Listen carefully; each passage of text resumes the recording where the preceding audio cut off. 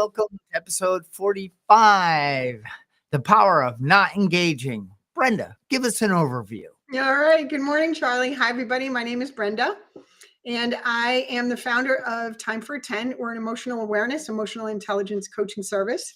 And I'm also the co-host of the Blindsided podcast. And this morning, we are going to be talking about a really valuable tool called Not Engaging. So the assumption here is that you're having a difficult circumstance or a conversation with somebody. Usually the not engaging comes into play when you're having a heated argument, Charlie, like, there's conflict going on. And what's important to realize is that when people are in that state, they're functioning from their amygdala, they're functioning from their fight or flight, they're activated.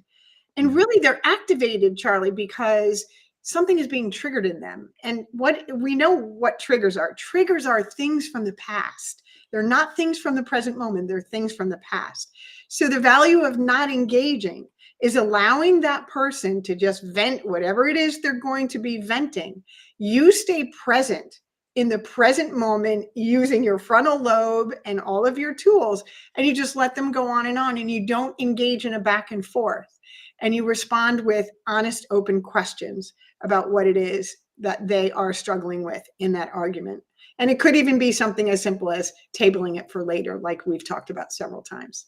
So welcome to the podcast. And Charlie. Hello. Well, me too. I am a co-host of the Blindsided podcast. I'm also the co-founder of the Thriving Blind Academy, where we help blind people and vision impaired people and families regain their independence, raise their esteems, and, go at life with the power of engaging in a positive, healthy way. and Brenda, I've coached a lot around this because I've got coaching around this in my time as a coach, as a human being, and I speak about it. And I'm just going to jump right to a story where I was on the retail floor of my company, Vision Dynamics. So we sold adaptive technology and solutions and daily living skills and aids and things for people that recently or were living with low vision or any type of blindness. Now, and I, customers would come into the retail store and welcome, and not like what brings you in today, but we would just engage them. And there was a day where somebody came in and I everything I said, Brenda, like, so how are you doing today? And I'm not doing great. Oh, well, I'm blind. Well, I can see a little, but yeah, I'm sure there's nothing here that you can help me. And I'm like, hurt the anger. And I'm like, yeah, I'm getting mad a little inside. And I'm like, well, there's plenty here that can help you. So do you want to see anything? Like, I just went right into like choppy, not. Yeah. So the person said, no, there's nothing here. This person made me calm. It really sucks. I got hit with macular degeneration. I'm 73 years old. I lived my whole life with good eyesight. I drove a car. They took my car away. Life is over. There's nothing you can do for me. And I'm ready to go. Shut up. and then I said, can you excuse me for 1 second? And I booked into the bathroom and I took some breaths. And then one of the things that something I had to be awake to was empathy. Like I wasn't putting myself in that person's shoes. I was only in my shoes. I wanted to get you in front of product, help you, get you out the door. I mean, in that manner, like get him in, get him out. And then I just breathed and I said, I don't know how much fear she's coming from. I don't know what her doctor actually told her. I don't know. I do know that she feels her life is over. Why don't I come back out and take a different approach and really listen to her? Because when she would talk, I would say, yeah, whatever. That doesn't matter. Just let me help you. And that wasn't going to help her. And I went back out with a different thing. And I said, I remember when I was diagnosed with my eye disease and I thought the life was over. And I get it. And she just calmed down, and we were able to look at things. And she said, and I said, if you just open, if the door of willingness that you can try something different in your life and maybe improve and gain some of that independence back, like you're willing to just work with me a little. And once she realized I cared, I was came down to her emotional state and talked to her like her needs, what she had in her mind was important. It was amazing how it just shifted everything. And I didn't give away my power. Like, I didn't engage. I started to, and I was never going to go anywhere. No. You're going to get her more angry and out the door feeling more alone and more life. Her life, was over. That's a great example of what we're talking about, Charlie. And it's chock full of tips. So the first thing you said was nothing you said to her was working. Nothing you said to her was working. And it's so funny because I did a video on this not too long ago, and I don't know, 6 months ago, maybe. I was sitting in my psychology professor's class, and he was talking about this, and it blew my mind because my daughter was doing this to me. I would try and help her, give her suggestions, give her, now that won't work, that won't work, that won't work. And what he said is when people do that, what they're really trying to do is they want you to feel the depths of their pain. And they until you are feeling as hopeless and there's no solutions until you're feeling as badly as they're feeling, you're not going to get anywhere with them. And that's what he said is going on with that when people just shut everything down that you offer. And the second thing that you're talking about is, with the active listening. So that woman came in and she was functioning, like I said in the opening, she's functioning from back here. She's scared, right? Her life is over. She can't drive. She can't do this. How am I going to get around? Right? No. She's back here functioning there. She's not processing anything. She's just reacting. She's not responding. She's just reacting. And what you did in that moment is you actively listened to her and you validated her. And that's really all people need to get out of that part of their brain and back into a present moment state. Because really, they're not in a present moment state to be available for something like a suggestion or a tool or change. And so that's why not engaging is so important. Because by not doing that, you're actually changing the conversation, right? You asked some honest, open questions, which pulled her out from the subconscious fear mode and she paused long enough to get into her frontal lobe and actually process the question and answer it, and she got herself in a better place. And before I pass it back to you, I want to say good morning to Carrie. I want to say good morning to Nick. Welcome, Nick. Kate. I'm glad that you guys are all here, and welcome to our podcast. Back to you, Charlie. Sure. So back to me. So, Brenda, there is also mirroring. Like it's subconscious. It's mirroring is if somebody's approaching something, anger coming at you, well, we default. We mirror. We're like, you're angry, I'm angry. I mean, how about smile? You ever see people just happily smile and you're like, wait, I'm smiling. I don't even know what to smile about.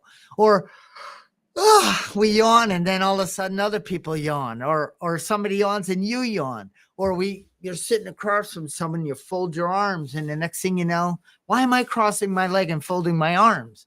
It's like, this is mirroring. And a lot of times we engage because of mirroring. And that can be troublesome if we're not aware of it. Now, there's nothing wrong with walking to a store and smiling and greeting people. But if we walk to the store, anger, looking at people like, what are you looking at? That can trigger people. And that even I don't see well, but I can feel that energy. I can feel that energy. I was behind somebody in a store and they were at the machine at the counter and they were taking way too long for my. Of course they were, Charlie. My mother used to always say, you need to have more patience. And I always said, why? I'm not a doctor. And she would say, oh, anyway, and I am the power of not engage. I was engaging, but not verbally, but mentally. And I was getting fumed. Like, what is wrong with this person? Dude, I'm going to do it for her or him. It was actually him. And it doesn't matter that part. But anyway, and I'm in behind and getting more and more fumed. And the person turned around and said, I am so sorry.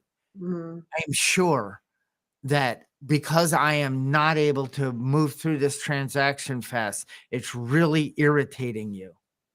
And I'm like, I didn't have to say anything. They felt it.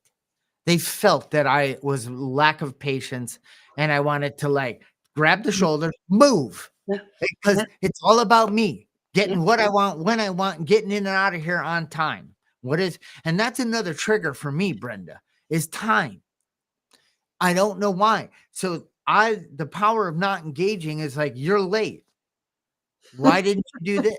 And it triggers me to I've got to be somewhere, which is never sometimes, well, not never, but it's not usually the truth. I just like moving through things quickly. Yeah. Yeah. You want, listen, we all want our way. We want people to do what we want them to do in the time that we want them to do it because we have somewhere else to be. But you talked about a couple of things that are important. The first is body language.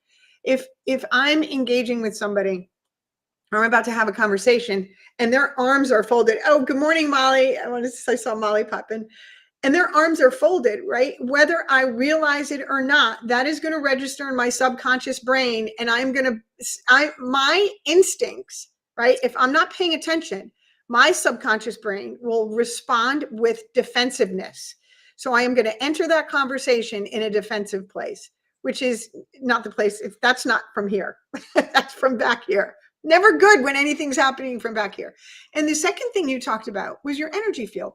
Now we know from science tells us that our energy field goes out over 8 feet.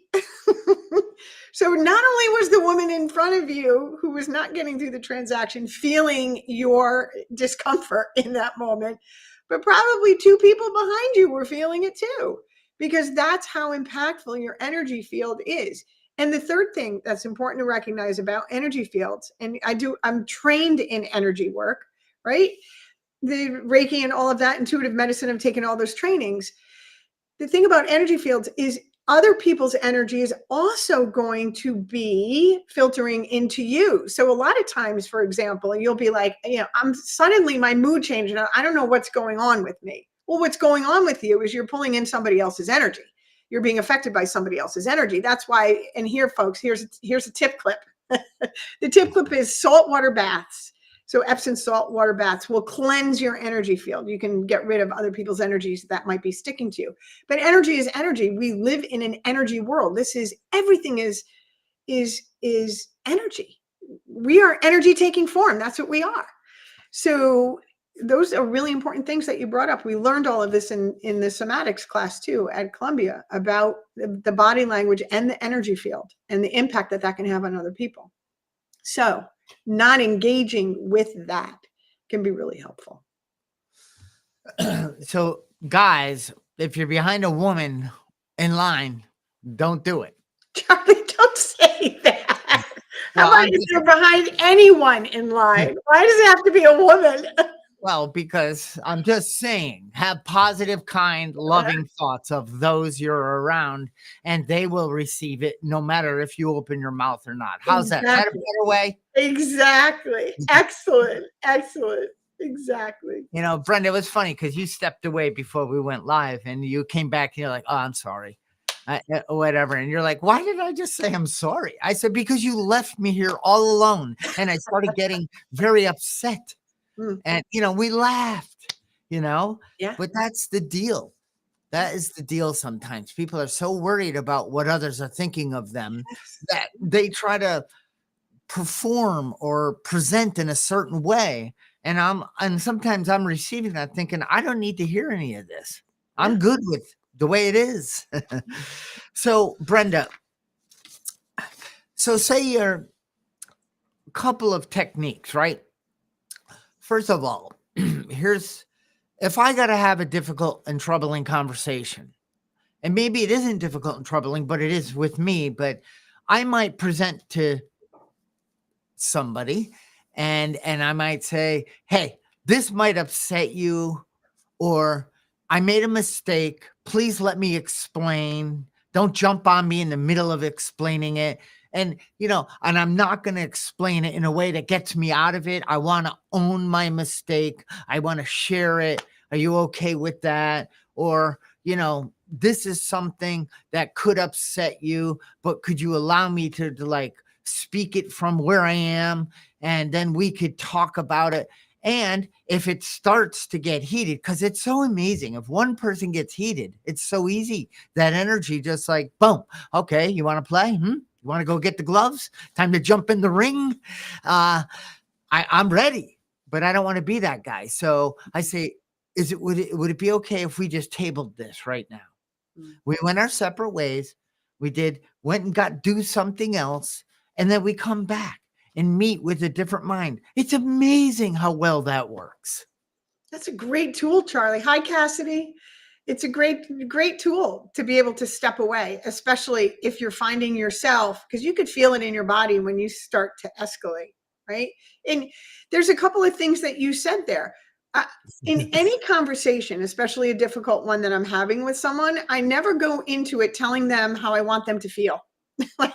like, please don't be mad at me, or like, I'd never go in telling them how I want them to feel or how I want them to respond. I don't give my power away that way. And I don't ask them to conform to what I want to receive. Right. So I don't set any expectations. And if I'm triggered, like you're saying, right? If I'm in a triggered state, because what does a trigger really mean? A trigger means I'm in the past. The trigger means I'm feeling something old in this circumstance. The circumstance is bringing me to a past experience and a past emotion. That's what a trigger is. They don't exist if there's no past associated with it. So if I'm in a triggered state, like you said, when you went into the bathroom and you calm yourself down, that's stepping away from the circumstance until you can collect yourself and ground yourself. There's all kinds of grounding exercises you can do, because you could take a 5-minute timeout. You can take a day to talk about it. What I recommend that people do, and Dawn, who's been on our show, she taught me this, right?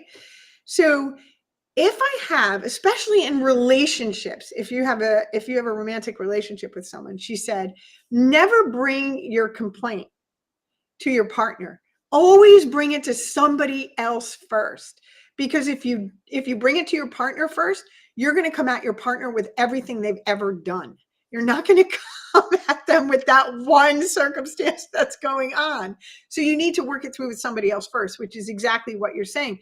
And that's what Time for a 10 is about. It's taking that 10 minutes to review with somebody else whatever it is that's bothering you, so that somebody else can shine a light on it and bring you into the present moment, so you're not bringing everything from your past into that circumstance, which is typically, it's what everybody does. That's how our instincts work. We pull in our past experience, we bring it into this situation, and then we make a decision on how we're going to respond. But we're not really responding, we're reacting. So exactly what you're saying is exactly the right thing to do. Good job, Charlie.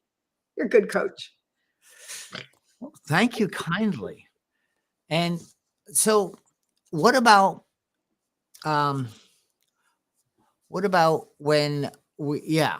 so I was just thinking like difficult and troubling conversations.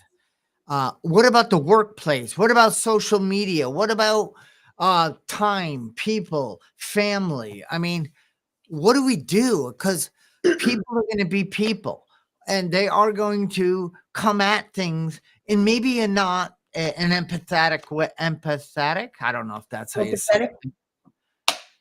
Empathetic. Way. Or they're gonna come with their agenda only. They want to, their agenda only. And it could be in the workplace. They don't think it through. They don't begin with the end in mind. They don't think about our feelings. But before I move into that, Brenda, that's great. I don't say, please, I'm going to talk to you, but don't please don't get upset with me. Right. I always say this might make you upset, but don't get mad at me. I spent all the money in the checking account and there's no food in the house. But don't get mad at me. What are you, crazy? So that isn't because then the person says, oh, what I'm saying is you have the option to get upset, or you can listen it out. We could talk it out. I can take responsibility, and we can work through this together. It works so much better that way. Mm-hmm. But Brenda, one thing on complaints, it isn't good to take a complaint you have about, if I have a complaint about Brenda, you, and I go to Molly and I say, Brenda, blah, blah, blah, blah, blah. Molly can't fix it, right? So I'm engaging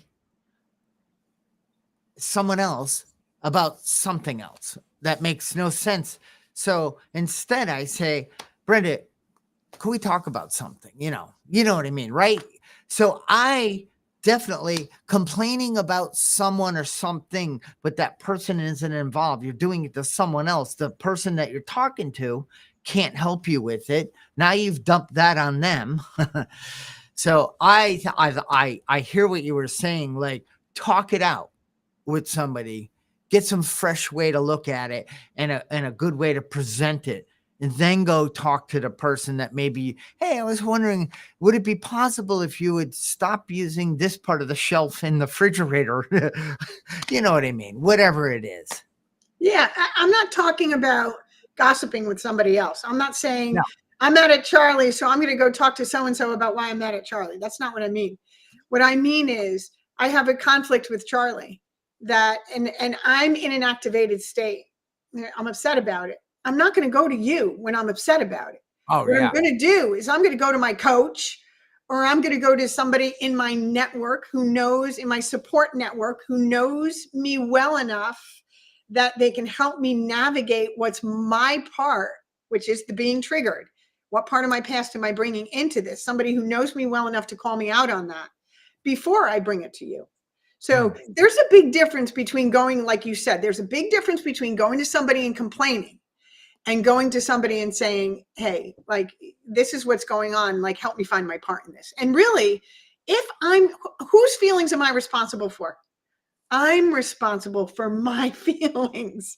And that's what I'm going to investigate. I'm not bringing this to another person to have them validate that I'm right and Charlie's wrong. I'm bringing this to another person because I'm triggered, which means I'm pulling in my past. I'm having feelings that I don't like. Those feelings are my responsibility to straighten out before I bring it to you, because you're not causing those feelings. And I think that's the part that people forget. Nobody can make you feel anything. They can make you feel something if you give them the power, but you're giving them the power, and that's your stuff. That's your stuff. No one can make me feel anything. They could expose something I already believe about myself. Trigger, trigger, trigger. But they cannot make me feel something. So I'm responsible for my feelings.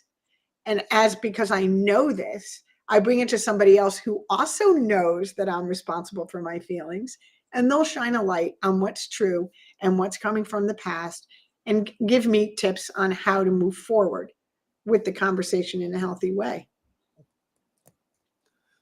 Yeah. That renting space.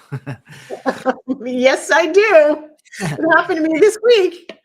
Yeah. So that renting space is, I way back, somebody said, why are you allowing that person, this situation, to rent space in your head? Basically resent. I have a reoccurring feeling of I don't like something or somebody or the way they treated me or whatever. Right. So, but it's renting space in my head, hence trigger, which I will pull up every time, even if it has nothing to do with you, but you have reminded me of the space that it's time to pay my rent. And you have then reminded me of something over here that I haven't resolved, and you triggered it. And now you're going to learn a lesson, which never goes well. And it's like, What's wrong with me? That's not Yeah. a great question. How can I approach this differently? What questions do I need to ask of myself? What inside of me is blocking me from being kind, considerate, and empathetic? Yeah. It's great stuff, Charlie. And it's always something inside of you.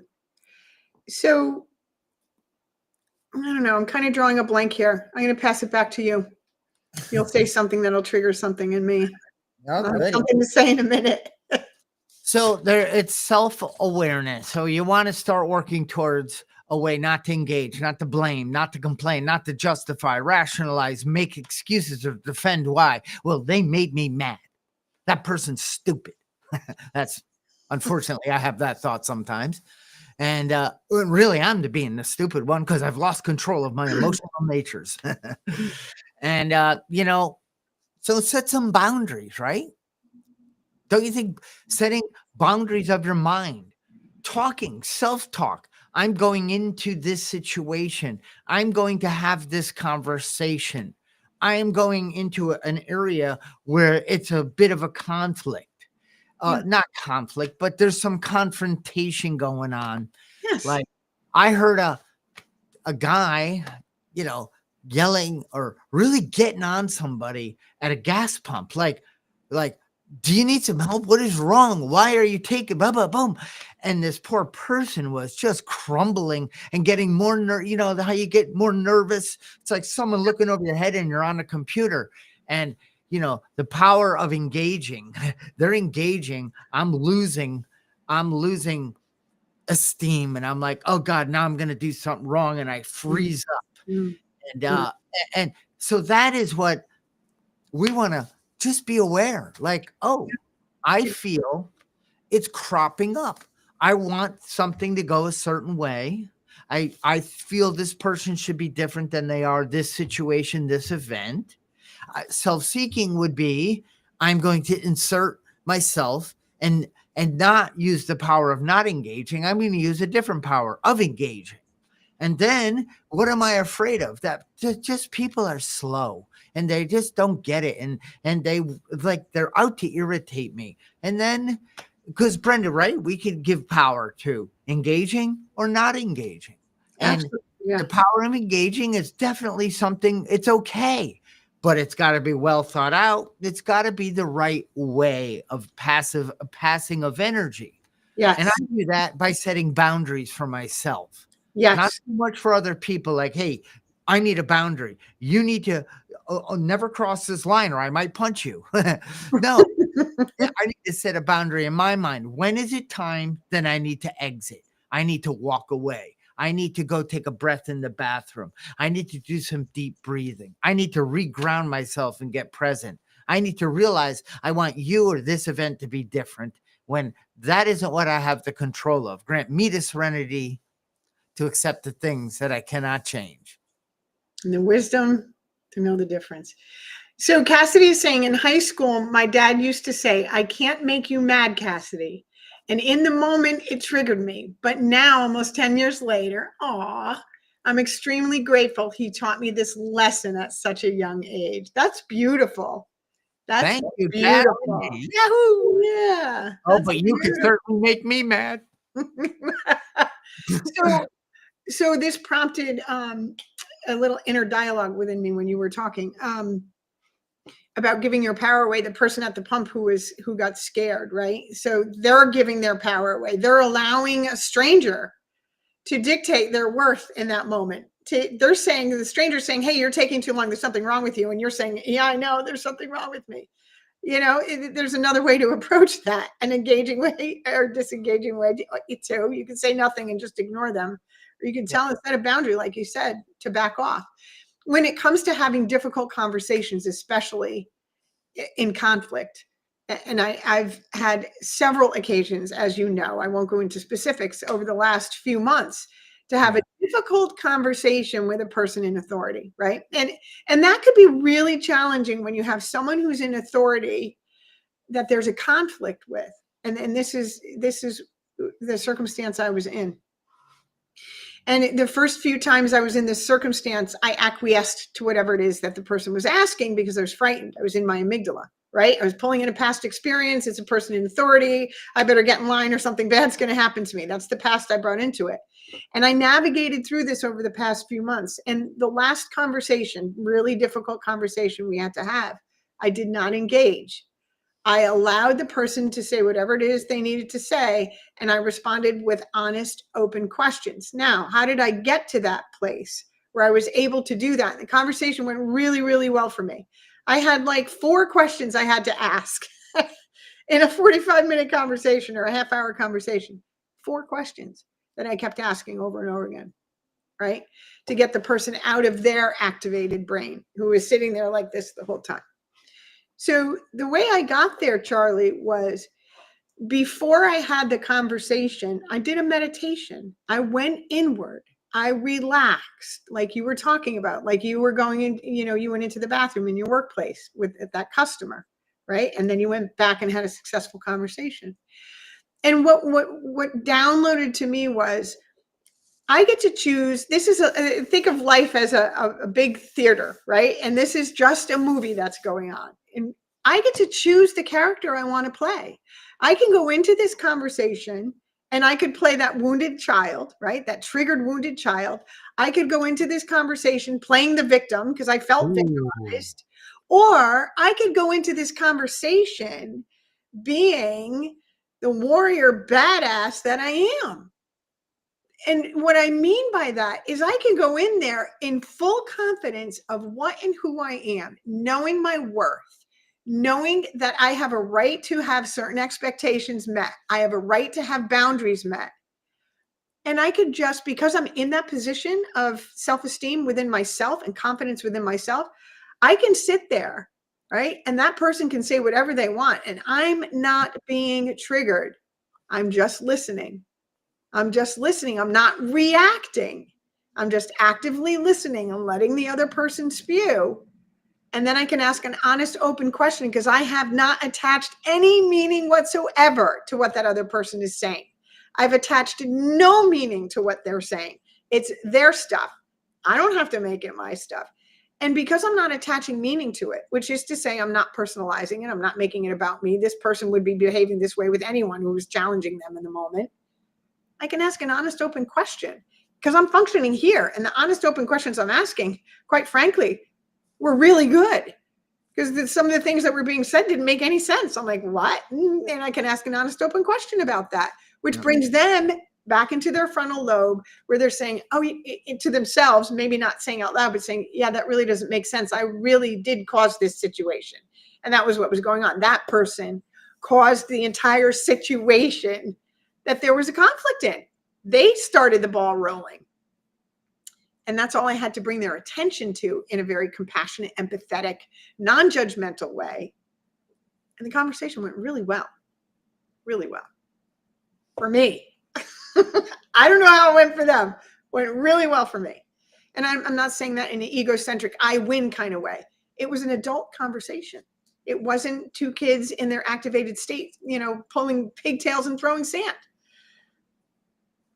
Yeah, you guys didn't jump in the ring. No. The gloves stayed off. They did. Because you were mature adults. Yes. You approached it in a way. And that's, this is constant and never ending improvement. Yes. It's a spiritual progress, not spiritual perfection. Yes.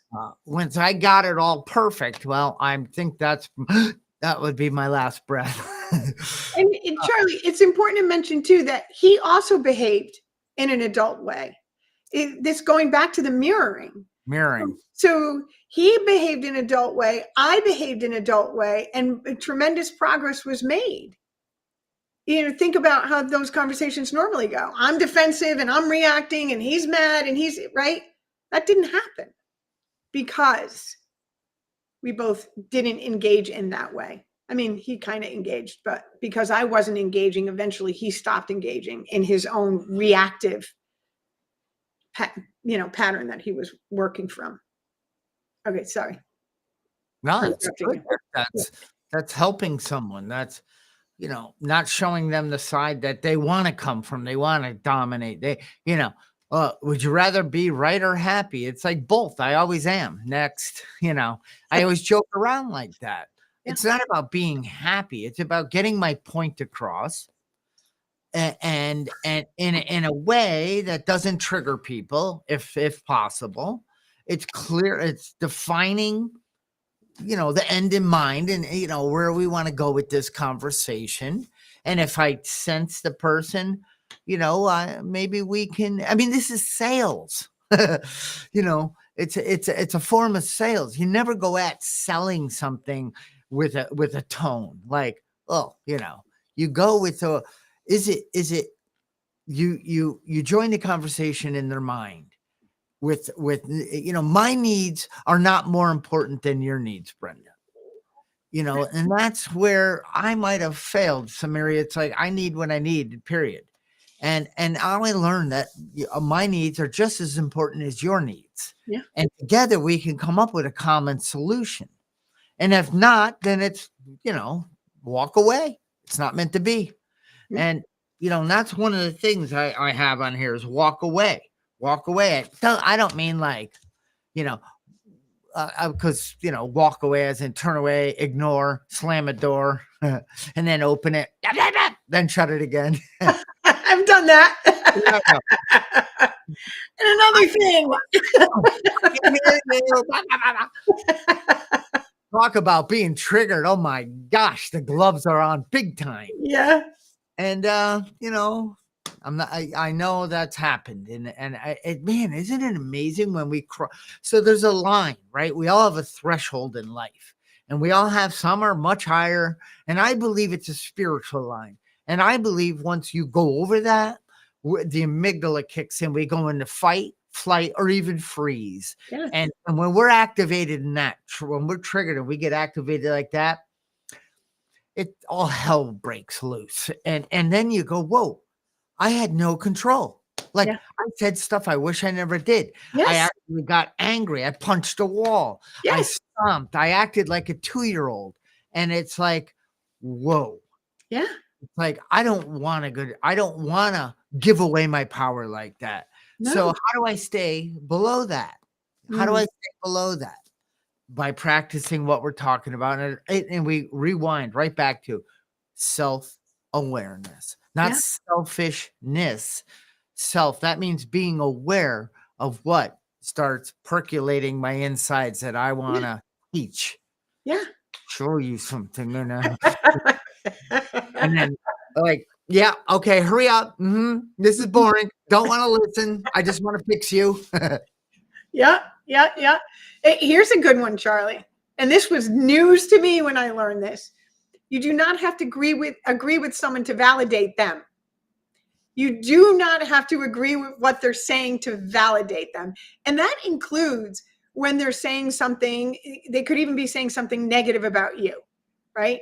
So again, when somebody is functioning from that instinctive brain, the amygdala, the fight or flight mode, you could say to them, here's a really good way to de-escalate somebody who's in that stage. You can say, oh, I can imagine that's really painful to feel that. Or you can say, I'm sorry you're feeling that way. Or I know what that feels like. I've experienced that. Those are all ways to get the person out of that mode. You don't have to agree with what they're saying, but if you validate them, you can get them into a place where they might be able to have a better conversation with you about what's going on, because now they feel connected to you. Whereas before, they're completely disconnected from you because they're pissed at you about something. You did something. You made me feel, right? Yeah. And when you connect with them in that way, like, I can't imagine how painful that must be for you. You're validating them like you did with that lady, right? And it brings them into a much more cohesive place in their brain and in their heart, and it puts them in a position where they can be open to hear what you have to say. You don't have to agree with someone to validate them. No, it drops them out of the amygdala and brings them back to their reasoning mind. Yeah. And you don't have to accept something and like it. I accept this. I don't like it, but if I fight it, so I'm just going to accept it is what it is. And also, Brenda, I like to say that is an interesting way to look at it. Yes, that's a great one. The way I looked at everything was the right way. Yeah. And that's a lie. And it's like that shuts the door on um other people's ideas that really can help me grow and Yeah. see it differently. Yeah. And then sometimes I'll say that you're probably right. Yeah. You know, you're probably right. And I'm not giving them all the credit. And I could do that one too to piss you off, but I got to be careful of that. Yeah. So, and I'm a joker. I fool around. Sometimes I do it and it hurts people. And I'm like, oh, Yeah. what? Yeah. I didn't mean to, like, stop being such a baby. Suck it. So I'm You know learning what? as I go. I tell you, Brenda. And as we start working in the corporate area, inside the workplace, there is so much of this power of engagement Yeah. because so many people are watching their backs. Yeah, they are. Synergizing. They're not working as a team. And, there's no I in team. Please Yeah. come up with something new. But anyway, it's like if I help you get what you need to get done, this project and all, and then this one over here is how it's amazing the cohesiveness and the team. I did it when I went over to Optelect. I sold my company. I went out to a company in California. Once a month, I'd spend a week in California and I worked on the team, bringing it together. No longer selling devices. Now we're helping improve lifestyle. And Mm. you can be a part of that. What you do on this part helps make this part better for that person in the company, which then serves this person. And each of us start working as a team. And I can't wait to go out and teach more of that in the corporate world with you. Yeah, that's awesome. I can't wait to do that either. I'm excited about it. You know, So, the one, so little sorry there. that's okay. The only other tool that I want to throw out here, because we're going to run out of time soon, is if somebody is in an activated state and some of the other tools aren't working, you can ask them questions like, what does that look like for you? Or here's a good one that has worked really well for me and it really breaks the ice.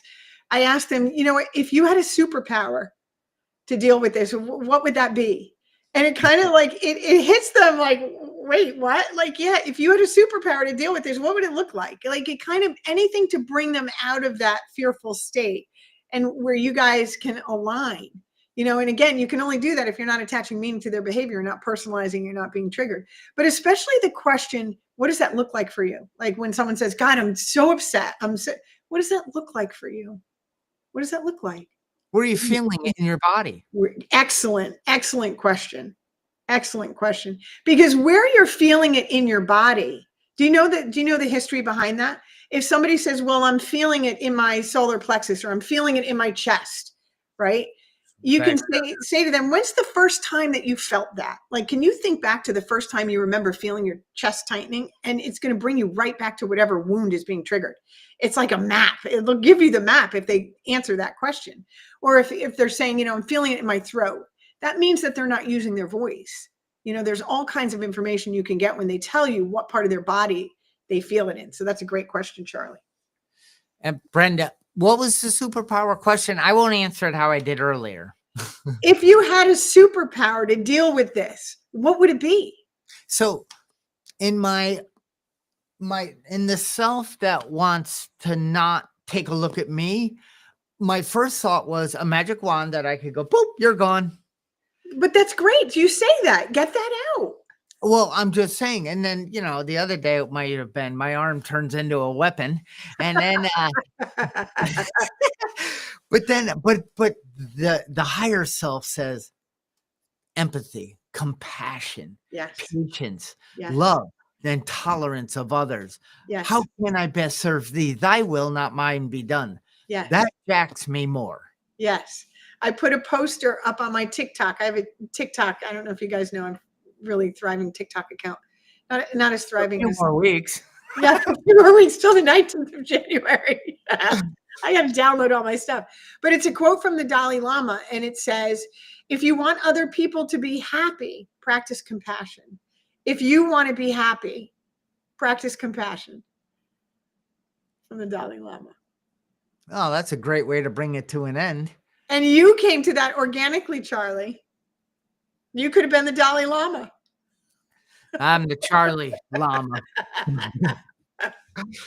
All right, you guys and gals, and we're streaming over several platforms right now. And any other, notes, whatever they're called, comments, suggestions, thoughts from any of our attendees? Any before I bring it down, Brenda? No, sir. No Okay, questions good. this morning. I don't know. They must have all been out partying last night. Well, or they're working on that difficult conversation they got to have. So anyway, this has been great. Thank you. You guys, want to learn more about Brenda, go to Time for a 10, Charlie Blindsided Productions, and more to come. We'll see you in the near future, probably next Saturday. Yeah. See you next Saturday. And don't forget, please, I'm sure everybody here that's going to watch this recordings to like, subscribe, share, and that's